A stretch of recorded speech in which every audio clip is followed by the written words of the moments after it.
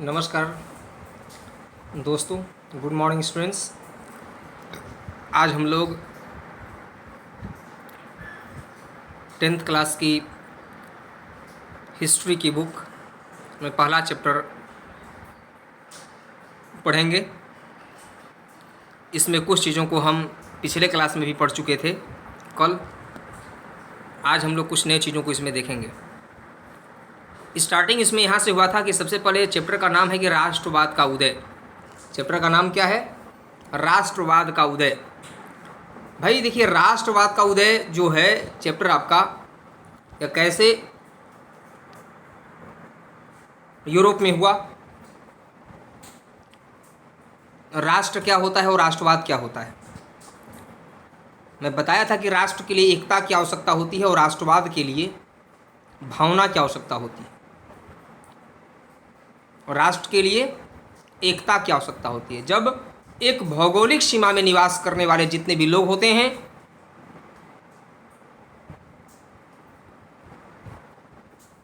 आज हर देश का एक भौगोलिक सीमा है, एक ज्योग्राफिकल बाउंड्री है। किसी भी देश की जो एक ज्योग्राफिकल बाउंड्री में निवास करने वाले जितने भी लोग होते हैं, जब वे एक यूनिटी बना लेते हैं, उनमें एकता स्थापित हो जाती है, उसका विभाजन नहीं होता, तब हम वैसे भौगोलिक क्षेत्र को ही राष्ट्र कहते हैं, वैसे देश को ही राष्ट्र कहते हैं। राष्ट्रवाद किसे कहते हैं? तो एक भौगोलिक सीमा में निवास करने वाले जितने भी लोग होते हैं, जितने भी जाति मजहब पंथ के लोग होते हैं, विभिन्न भाषा बोलने वाले लोग होते हैं, जब वे एकजुट होकर के अपने देश की सुरक्षा करने के लिए जिस भावना को विकसित करते हैं, वह भावना ही राष्ट्रवाद कहा जाता है। इस चैप्टर में दो वर्ड और हैं, राष्ट्र और राज्य।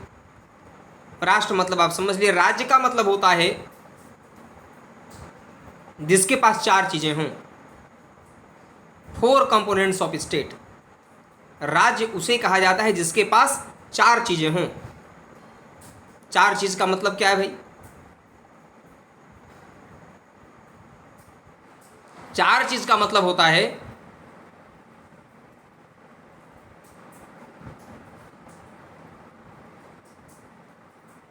चार चीज की बात यहां पर बताई जा रही है, जिसमें भूमि हो, जनसंख्या हो, मतलब एक भौगोलिक सीमा हो, जनसंख्या हो, सरकार हो और संप्रभुता हो। ये चार चीजें जिसके पास होती हैं उसी को राज्य कहा जाता है। संप्रभुता मतलब निर्णय लेने की सर्वोच्च शक्ति जिसके पास विद्यमान हो। आजादी के बाद भारत एक संप्रभु राष्ट्र बना। आजादी के बाद भारत एक संप्रभु राष्ट्र बना। भारत किसी के दबाव में नहीं है। भारत अपना निर्णय खुद लेता है। इसी तरह से इस चैप्टर में आपको जो फिगर दिखाया गया है, इस फिगर में फ्रेडरिक सरयू ने जो 1848 ईस्वी में एक फिगर बनाया, 1848 ईस्वी में फ्रांसीसी कलाकार फ्रेडरिक सरयू ने 4 चित्रों की एक श्रृंखला बनाई थी। क्या बनाई थी? 4 चित्रों की एक श्रृंखला उन्होंने बनाई थी। फ्रांसीसी कलाकार था यह, फ्रेडरिक सरयू था। इसने क्या किया? देखिए यहाँ पर जो ग्राफ दिखाई पड़ रहा है आपको, ऊपर में जो है ये सब फरिश्ते हैं। ऊपर में जो आप ये सब देख रहे हैं, ये सब फरिश्ते हैं। क्या हैं? फरिश्ते, जो नज़र गड़ाए हुए हैं लोगों पर, देख रहे हैं लोगों को, फरिश्ते हैं ये सब ऊपर में। और जब आप नीचे आएंगे इसके थोड़ा सा, तो एक स्वतंत्रता की प्रतिमा है। यह स्वतंत्रता की प्रतिमा है। जो स्त्री है अपने हाथ में मशाल ली हुई है, यह मशाल है। देखिए, यह मशाल है हाथ में, और ये हाथ में एक बॉक्स है जो फंडामेंटल राइट्स का है, मतलब अधिकार का है। या मसाल जला रही है एक हाथ में, और एक हाथ में बॉक्स है, बक्सा है, उसमें अधिकार पत्र है, लोगों को अधिकार देने की घोषणा करती है, वही अधिकार पत्र इसमें है।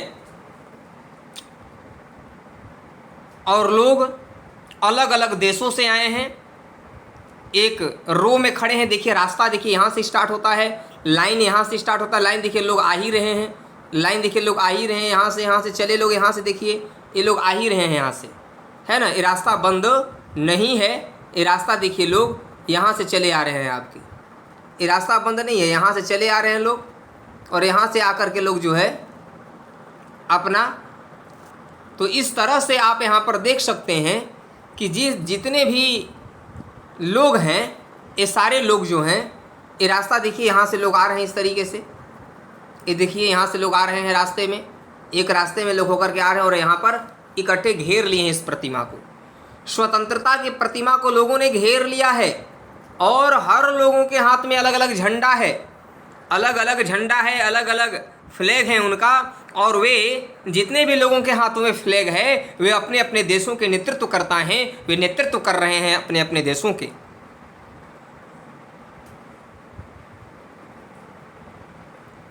तो आपने एक देखा फरिश्ता, दूसरा देखा आपने स्वतंत्रता की प्रतिमा, देवी की प्रतिमा है स्वतंत्रता देवी की प्रतिमा। तीसरा हुआ लोग जो झंडे लेकर के विभिन्न देशों के प्रतिनिधि हैं, लोगों देशों के समर्थक हैं। कपड़े, रहन सहन देखिए सब ये अलग अलग राष्ट्रीय कपड़े, राष्ट्रीय पहनावे से पहचाने जा रहे हैं। और देखिए नीचे जो है चौथा पॉइंट, 4 चीज़ों की श्रृंखला है, 4 चित्रों की श्रृंखला है इसमें। और नीचे देखिए ये निरंकुशवाद का अवशेष पड़ा हुआ है, निरंकुशवाद बिखरा पड़ा है। निरंकुशवाद क्या है? बिखरा पड़ा है। अब यह जो फ्रेडरिक सारियू ने जो 4 चित्रों की श्रृंखला बनाई है, इसमें क्या दिखाना चाहता है वह, इस चीज़ को समझना है सबसे पहले इसमें। तो फ्रेडरिक सारियू ये दिखाना चाहता है कि जो स्वतंत्रता की प्रतिमा है, जो स्वतंत्रता की प्रतिमा है, वह लोगों को स्वतंत्रता की प्रतिमा की वंदना करते हुए जा रहे हैं लोग, लंबी कतार में लाइन में लगे हुए, स्त्री और पुरुष, जो सभी उम्र के लोग हैं, सामाजिक वर्गों के लोग हैं, यूरोप और अमेरिका के लोग दिखाए गए हैं इसमें मुख्य रूप से। और इस चित्र में जनतांत्रिक और सामाजिक गणतंत्रों से मिलकर बना हुआ था। ये जो सपनों का संसार फ्रेडरिक सारियू ने बनाया, इस संसार में जनतांत्रिक और सामाजिक गणतंत्रों से मिलकर बना हुआ था। मतलब लोकतंत्र भी था और गणतंत्र भी था, और समाज की भी झलक इसमें मिलती है। फ्रांसीसी क्रांति के दौरान स्वतंत्रता को महिला का रूप प्रदान किया गया था। फ्रांसीसी क्रांति जब 1789 में हुआ, तो उस समय वहाँ पर स्वतंत्रता की प्रतिमा को वहाँ पर जो स्वतंत्रता को महिला का रूप प्रदान किया गया था। यहाँ भी आप ज्ञानोदय की मशाल पहचान सकते हैं। जो महिला के हाथ में जो मशाल है वह ज्ञानोदय का प्रतीक है। किसका प्रतीक है? ज्ञानोदय का प्रतीक है। जो महिला के हाथों में मशाल आप देख रहे हैं, उसके दूसरे हाथों में जो एक बॉक्स है वह अधिकार पत्र है, वह अधिकारों का घोषणा पत्र है, लोगों को अधिकार देना चाहती है वह। और प्रतिमा के सामने जमीन पर निरंकुशता ध्वस्त पड़ा हुआ है। मतलब यूं कहें कि जो यूरोप में, अमेरिका में जो वहाँ पर राजतंत्र था और वह राजा निरंकुश हो गए थे, जनता पर व्याभिचारी तरीके से शासन करते थे, उनको सताते थे, जबरदस्ती कर उनसे वसूला करते थे। ये निरंकुशवाद क्या हो रहा है? बिखर रहा है, टूट रहा है, निरंकुश राजतंत्र समाप्त हो रहा है। और अब लोकतंत्र, गणतंत्र, सामाजिक गणतंत्र की ओर लोग, जनतंत्र और सामाजिक लोकतंत्र की ओर लोग जो है सो अग्रसर हो रहे हैं, आगे बढ़ रहे हैं। मतलब लोकतंत्र को अपनाने पर लोग ज़्यादा जोर दे रहे हैं। इसीलिए निरंकुशवाद समाप्त होता जा रहा है, बिखरा पड़ा है नीचे। यूएसए, स्विट्जरलैंड, जो तब तक राष्ट्र राज्य बन चुके थे फ्रांसीसी क्रांति के समय तक, मतलब जब मूर्ति इन्होंने बनाया फ्रेडरिक सारियू ने, उस समय तक यूएसए और स्विट्जरलैंड राष्ट्र राज्य बन चुके थे। मतलब राष्ट्र मतलब एकता भी हो गया था इन दोनों देशों में, और राज्य भी मतलब भौगोलिक सीमा भी हो गया था, सरकार भी हो गया था, संप्रभुता भी हो गया था, जनसंख्या भी था, निर्णय अपना खुद ले सकते थे ये देश। फ्रांस जो क्रांतिकारी तिरंगे से पहचाना जा सकता है, इस प्रतिमा के पास आप देखें, इस प्रतिमा के पास अभी अभी पहुंचा है, जिसमें उसके पीछे जर्मनी के लोग हैं जो काला लाल और सुनहरा झंडा थामे हैं। आप देखें कि फ्रांस जो क्रांतिकारी तिरंगे से पहचाना जा सकता है, प्रतिमा के पास अभी अभी पहुंचा है। ये देखिए, आप देख रहे हैं यहाँ पर इस फिगर में कि जो फ्रांस की झंडा है, ये देखिए अभी अभी जस्ट जो है सो फ्रांस की झंडा देखिए अभी भी लोग जो है सो यहाँ पर पहुँचे हैं, आए हैं और देख रहे हैं चीज़ों को।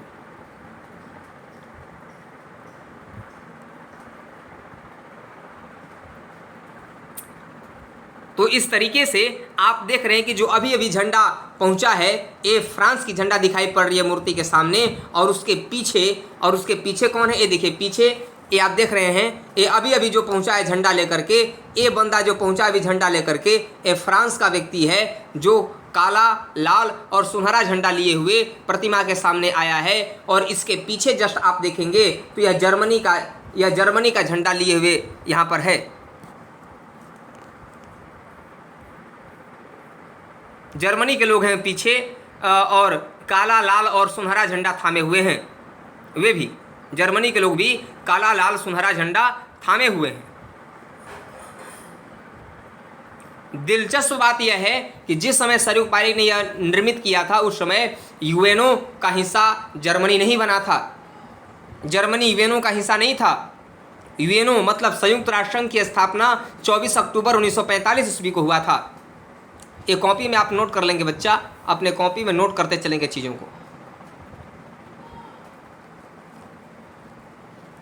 देखिए, आप सब इस बात को समझेंगे कि जब फ्रेडरिक सारियू ने यह फिगर बनाया, चित्र बनाया, 4 चित्रों को मिलाकर एक श्रृंखला बनाया, उस समय जर्मनी जो था वह संयुक्त राष्ट्र संघ का हिस्सा नहीं बने थे।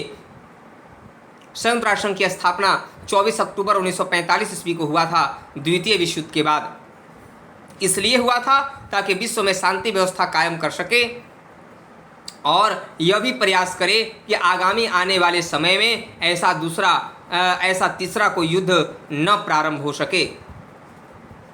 जर्मन भाषी रियासतों को एक प्रजातांत्रिक संविधान के अंतर्गत राष्ट्र राज्य में गठित करने की इच्छा थी। वे चाहते थे कि हम लोग भी अपने यहाँ प्रजातंत्र लोकतंत्र को अपनाएं और एक संविधान अपना बनाएं और राष्ट्र राज्य के रूप में गठित हो जाएं।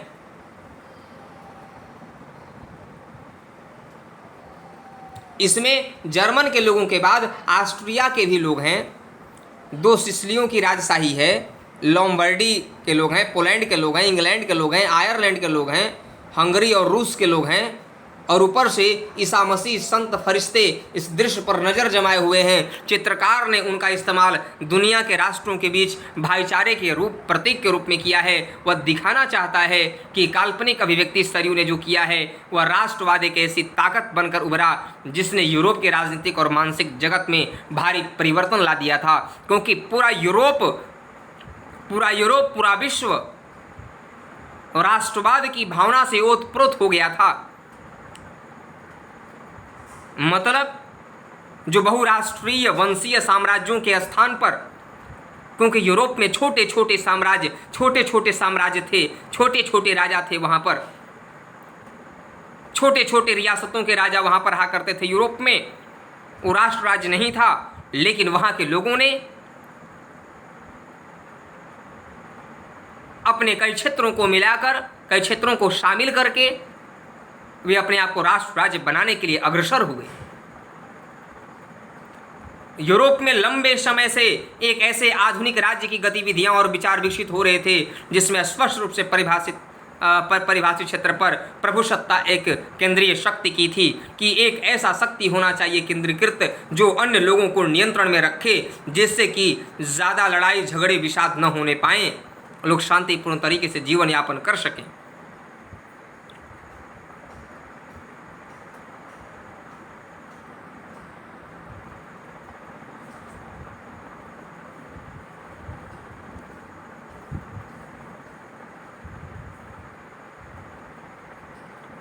इसमें यह संघर्ष और नेताओं कि आम लोगों की सरगर्मियों से निर्मित हुआ था, क्योंकि जितने भी लोग थे वे चाहते थे कि इतना विभाजन न हो, अपितु सब लोग एकजुट करके जनता जिसे चुनेगी वह शासन करेगा। लोकतंत्र हो, जनतंत्र हो, गणतंत्र हो और राष्ट्र राज्य हो। इसलिए 19वीं सदी में यूरोप में कई राष्ट्र राज्य अस्तित्व में आ गए थे। आइए हम बात करते हैं फ्रांसीसी क्रांति और राष्ट्र का विचार कि फ्रांसीसी क्रांति से पूरे विश्व में कैसे राष्ट्र का विचार फैला था। यह बहुत ही महत्वपूर्ण घटना है फ्रांसीसी क्रांति का, जो आपको समझने की आवश्यकता है।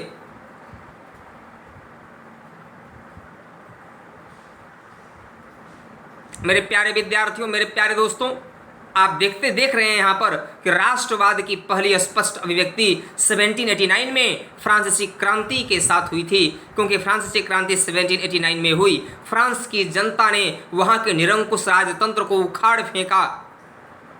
राजा को लुई 16 को फांसी चढ़ना पड़ा, वहाँ पे कानून बनाना पड़ा और सभी को जो विशेषाधिकार केवल प्रथम स्टेट और द्वितीय स्टेट के लोगों को मिला हुआ था, वैसे विशेषाधिकारों को समाप्त करना पड़ा और सबको एक समान अधिकार प्रदान करने पड़े। फ्रांस एक ऐसा राज्य बना था जिसके संपूर्ण भूभाग पर एक निरंकुश राजा का आधिपत्य था। वह जबरदस्ती नागरिकों से कर वसूलता था, उन्हें कोई अधिकार भी प्रदान नहीं करता था।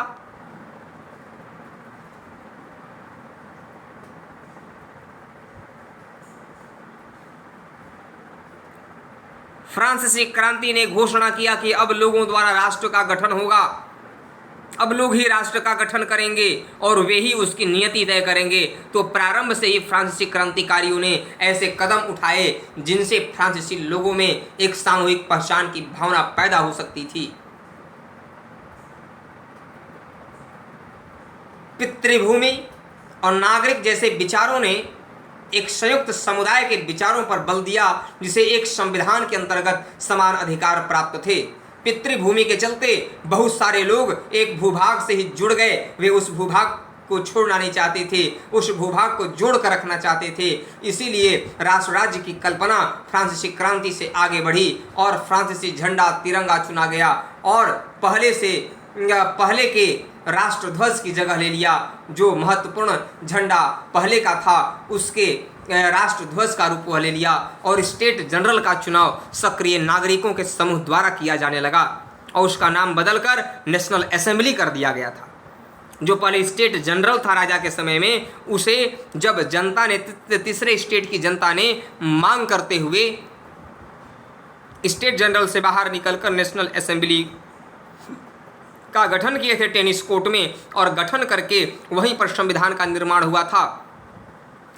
शपथें ली गई थीं, स्तुतियां रची गई थीं, शहीदों का गुणगान किया गया था और यह सब राष्ट्र के नाम पर ही हुआ था। क्योंकि राष्ट्र एक ऐसा तत्व होता है जिसके नाम पर लोग मर मिटने के लिए तैयार हो जाते हैं। एक केंद्रीय प्रशासनिक व्यवस्था लागू की गई जिसने अपने भूभाग में रहने वाले सभी नागरिकों के लिए एक समान कानून बनाए, एक इक्वल कानून, इक्वल अपॉर्चुनिटी सबको मिला, एक माप तौल का सिस्टम, एक समान व्यवस्था लागू हुआ। माप तौल में क्षेत्रीय बोलियों को हतोत्साहित किया गया और जो फ्रेंच बोला जाता था पेरिस में, तो फ्रेंच को ही राष्ट्र की भाषा मान लिया गया। फ्रांस में फ्रेंच को ही राष्ट्र का भाषा मान लिया गया, क्योंकि किसी भी राष्ट्र में एकता कायम करने के लिए एक राष्ट्र एक भाषा, एक राष्ट्र एक भाषा,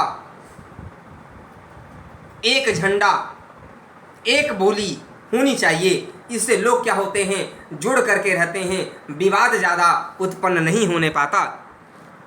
क्रांतिकारियों ने यह घोषणा किया फ्रांसीसी क्रांति के समय कि फ्रांसीसी राष्ट्र का यह भाग्य और लक्ष्य था कि पूरे यूरोप से निरंकुश शासकों को हटाएंगे, पूरे यूरोप से निरंकुश शासनवाद को समाप्त करेंगे और फ्रांस यूरोप के अन्य लोगों को राष्ट्रों में गठित करने में मदद भी देगा। यह फ्रांस के लोगों का मोटो था कि हमारे यहाँ यदि यह सफल होता है फ्रांसीसी क्रांति, हम यदि अपने यहाँ निरंकुश राजतंत्र को समाप्त करके लोकतंत्र अपना लेते हैं, संविधान का निर्माण कर लेते हैं, शक्तियों को बांट देते हैं, तो हम पूरे यूरोप में क्या पूरे विश्व में भी हम अपनी तरफ से सहयोग देंगे राष्ट्र राज्य की स्थापना करने में। और यही हुआ भी, क्योंकि फ्रांसीसी क्रांति को देखकर यूरोप के बहुत सारे ऐसे युवा वर्ग ने अपने यहाँ जैकोबिन क्लबों की स्थापना करने लगे थे। जैकोबिन क्लब की स्थापना होने लगी। जैकोबिन क्लब था, जैसे क्लब शहर में बनते हैं, समूह था, एक संगठन था। जैकोबिन क्लब एक संगठन के रूप में यूरोप के मध्यम वर्ग के अन्य सदस्य भी स्थापना करने लगे यूरोप के अन्य देशों में। उनकी गतिविधियां और अभियानों ने उन फ्रेंच सेनाओं के लिए रास्ता तैयार किया। और 1790 के दशक में, चाहे वो हॉलैंड हो, चाहे वो बेल्जियम हो, चाहे वो स्विट्जरलैंड हो, चाहे और इटली हो, कि बड़े इलाके में फ्रांसीसी सेनाएं घुस गई थी। क्रांतिकारी जो थे, युद्धों के शुरू होने के साथ ही फ्रांसीसी सेनाएं राष्ट्रवाद के विचार को विदेश में ले जाने लगे, क्योंकि फ्रांसीसी क्रांतिकारी जो थे अपनी विचारों को, अपनी भावनाओं को केवल फ्रांस तक ही सीमित नहीं रखना चाहते थे। वे विश्व के अन्य देशों में भी चीज़ों को भेजना चाहते थे, जिससे कि विश्व के अन्य देश में भी राष्ट्र राज्य की स्थापना हो सके। वहाँ पर फ्रांस में नेपोलियन आया। नेपोलियन के नियंत्रण में जो विशाल क्षेत्र आया फ्रांस में, दरअसल फ्रांस में क्या हुआ कि लुई 16 को फांसी देने के बाद वहाँ की नेशनल असेंबली ने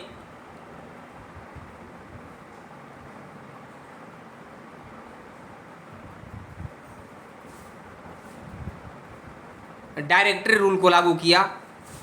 मतलब रोबेस्पियर का शासन आया और शक्तियाँ कुछ लोगों में बांट दिया गया। शक्तियाँ वहाँ पर बांट दिया गया। शक्तियाँ बांटने के बाद रोबेस्पियर का शासन आया लुई 16 के बाद, लेकिन रोबेस्पियर भी बाद में तानाशाह हो चुका था। उसके बाद डायरेक्टरी रूल आया, मतलब लोगों ने शक्तियाँ बांट दी।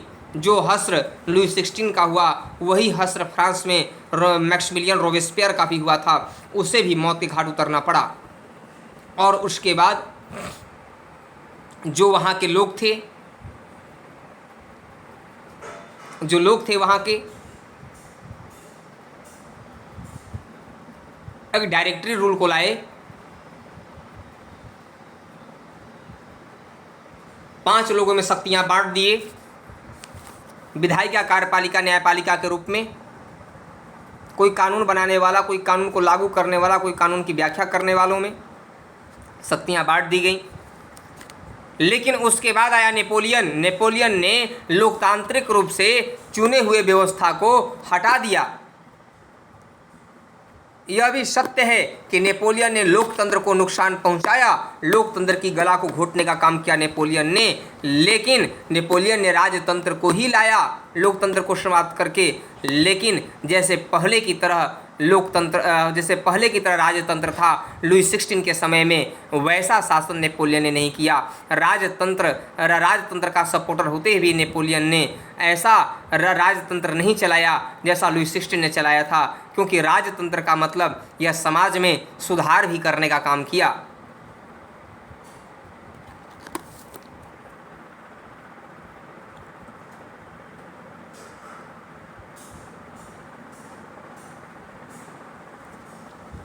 यही देखिए आपका फ्रांस है। फ्रांस को मैप में देख लीजिए, ऊपर ब्रिटेन है, बगल में आयरलैंड है, यहाँ पे फ्रांस है। और फ्रांस के बाद आप यहाँ पर देख ही रहे हैं कि स्पेन, पुर्तगाल वगैरह देश हैं। तो इस तरीके से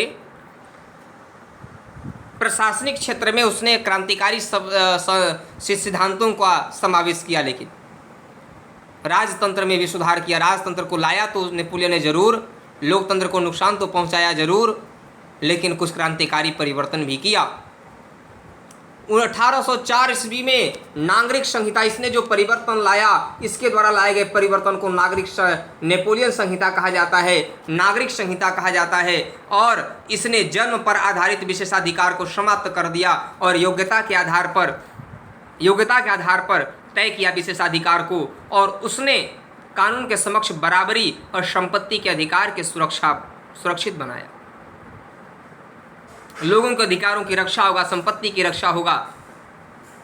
फ्रांसीसी नियंत्रण के अधीन क्षेत्रों में यह नियम लागू कर दिया गया।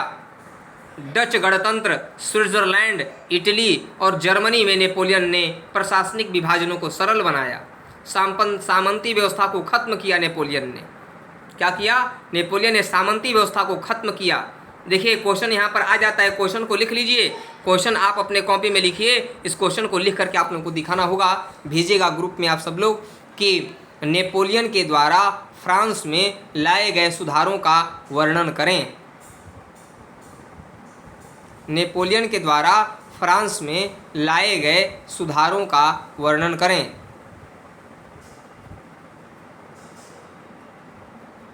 हो गया क्वेश्चन? नेपोलियन के द्वारा फ्रांस में लाए गए सुधारों का वर्णन करें, यह क्वेश्चन है। इस क्वेश्चन को लिख करके लाएंगे सब लोग। तो नेपोलियन ने क्या किया और क्या किया इसने? तो चाहे वो फ्रांसीसी नियंत्रण के अधीन जो क्षेत्र में लागू कर दिया गया इस नियम को, और नेपोलियन संहिता को, है ना, नागरिक संहिता को, डच गणतंत्र, स्विट्जरलैंड, इटली, जर्मनी में नेपोलियन ने प्रशासनिक विभाजनों को सरल बनाया। सामंती व्यवस्था को तो समाप्त ही कर दिया। किसानों को भू दासत्व और जागीरदारी शुल्कों से मुक्ति दिला दी। अब किसानों को शुल्क नहीं देना पड़ता था। शहरों में भी कारीगरों के श्रेणी संघों के नियंत्रणों को हटा दिया गया और यातायात संचार व्यवस्था को सुधार दिया। और किसानों, कारीगरों, मजदूरों और नए उद्योगपतियों ने नई मिली आज़ादी की चखी।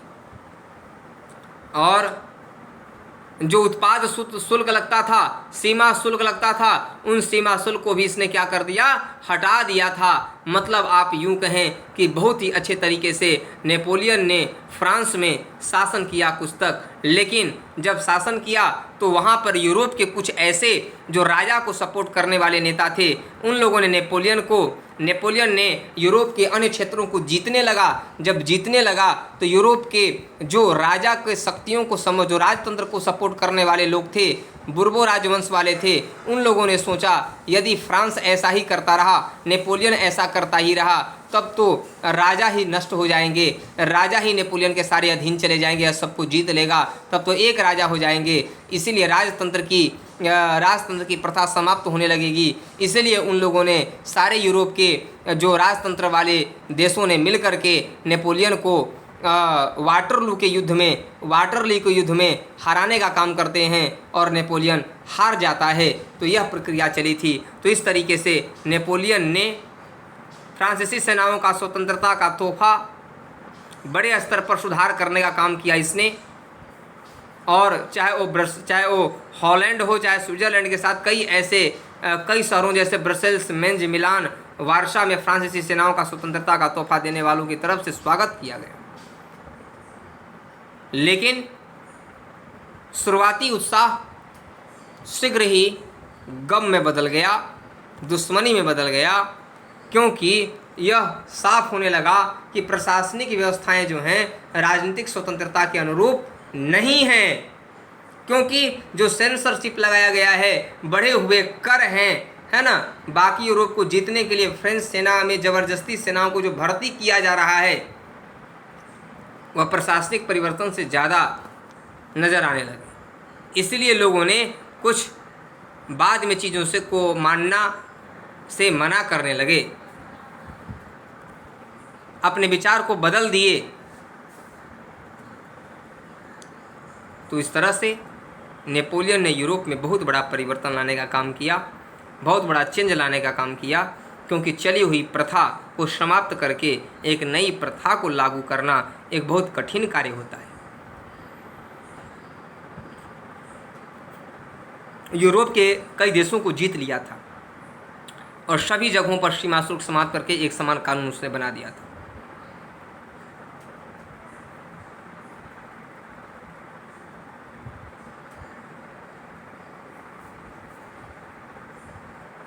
– 1815 में जो था वाटरलू के युद्ध में नेपोलियन जब हारा तो वहीं पे वियना सांधि समझौता हुआ था। 1815 में वाटरलू का युद्ध हुआ था और अनेक राजा मिल करके, यूरोप के अनेक राजा लोग मिल करके नेपोलियन को वाटरलू में हरा देते हैं। और नेपोलियन जो था, फिर वियना संधि होता है वहाँ पर, और वियना संधि में कहा गया कि नेपोलियन के द्वारा जीते गए क्षेत्रों में जितना भी नेपोलियन क्षेत्र को जीत लिया था यूरोप के देशों को, राजा महाराजाओं को, उन क्षेत्र में छोटे छोटे भाग में डिवाइड करके पुनः अनेक राजाओं को स्थापित कर दिया गया, जिससे कि फ्रांस की सीमा और आगे बढ़ने की कोशिश न कर सके। नहीं तो नेपोलियन तो फ्रांस की सीमाओं को और आगे तक लेकर बढ़ा दिया था।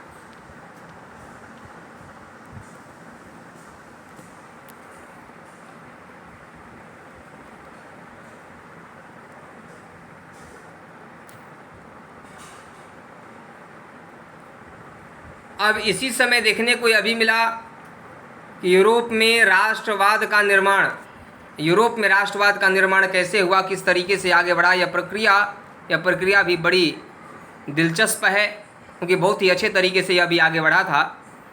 अगर आप 18वीं सदी के यूरोप के नक्शे को देखें, 18th सेंचुरी के यूरोप के यदि मैप को देखा जाए तो वैसे राष्ट्र राज्य नहीं मिलेंगे जैसे कि आज हैं, क्योंकि पहले अनेक छोटे चाहे जर्मनी हो, इटली हो, स्विट्जरलैंड के रूप में जानते हैं, ये सब राजशाहियों, डचियों और कैंटनों में बटे हुए थे, जिनके शासकों के स्वायत्त क्षेत्र थे। मतलब छोटे छोटे क्षेत्रों पर, भूभागों पर वहाँ के राजा लोग, शासक लोग शासन कर रहे थे और कोई एकता नहीं था, कोई राष्ट्र राज्य नहीं था। पूरा यूरोप, मध्य यूरोप निरंकुश राजतंत्र के अधीन हो चुका था। वे अपने आप को सामूहिक पहचान या किसी समान संस्कृति का भागीदार नहीं मानते थे। अक्सर वे लोग अलग अलग भाषाएं बोलते थे, विभिन्न जातीय समूहों के सदस्य थे। उदाहरण के लिए देखा जाए यदि तो ऑस्ट्रिया हंगरी पर शासन करने वाला हैब्सबर्ग साम्राज्य कई अलग अलग क्षेत्रों और जन समूहों को जोड़कर बना था। हैब्सबर्ग एम्पायर जो था वह कई क्षेत्रों को जोड़ करके बना था। वहां पर